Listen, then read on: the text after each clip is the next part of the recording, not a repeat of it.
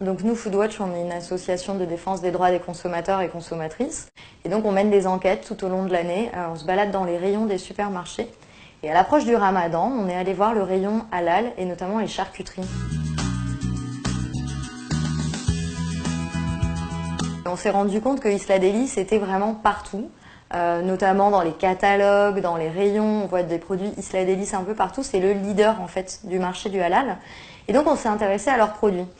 Et Isla Deli, avant cela, Foodwatch les avait déjà interpellés sur des produits qui se prétendaient être au poulet, mais qui contenaient de la dinde, par exemple, dedans. Des, entre guillemets, saucissons, au goût bœuf ou au goût veau. Et on s'est rendu compte que Isla Deli ne tenait pas ses promesses, parce qu'il n'y a ni le bœuf ni le veau dans ses produits.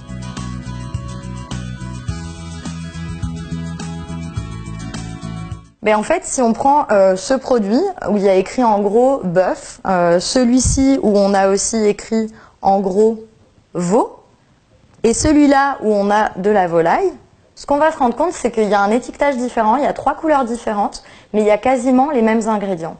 Et il n'y a ni le bœuf ni le veau dans ces deux produits-là. Donc pour nous, Isla Deli induit les consommateurs en erreur puisque c'est une arnaque sur l'étiquette, il ne tient pas ses promesses et on ne retrouve ni le veau ni le bœuf dans ses produits.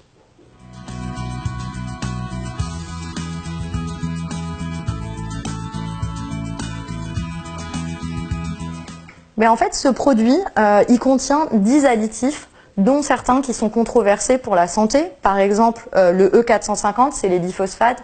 Le glutamate monosodique, c'est le E621. Ou le nitrite de sodium, E250. En plus, il contient de l'eau comme deuxième ingrédient. Et le premier ingrédient, c'est de la viande séparée mécaniquement de dinde. Pour des produits d'ailleurs qui se prétendent être au goût veau ou au goût bœuf.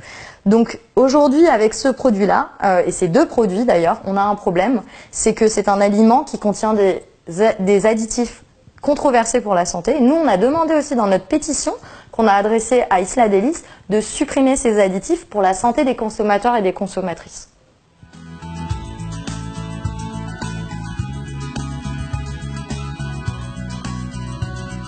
Nous, Foodwatch, ça fait un moment qu'on écrit à Isla Deli pour leur demander d'avoir un étiquetage plus transparent sur leurs produits. Et là, sur ces produits-là, on leur a demandé de supprimer le goût bœuf ou le goût veau lorsqu'il n'y en a pas dedans et de supprimer les additifs qui sont controversés pour la santé. Aujourd'hui, Isla Deli nous ignore, ne nous répond pas, malgré des interpellations et des signataires à notre pétition. C'est pour ça qu'il faut qu'ensemble, on puisse interpeller à nouveau la marque pour qu'elle fasse ces changements.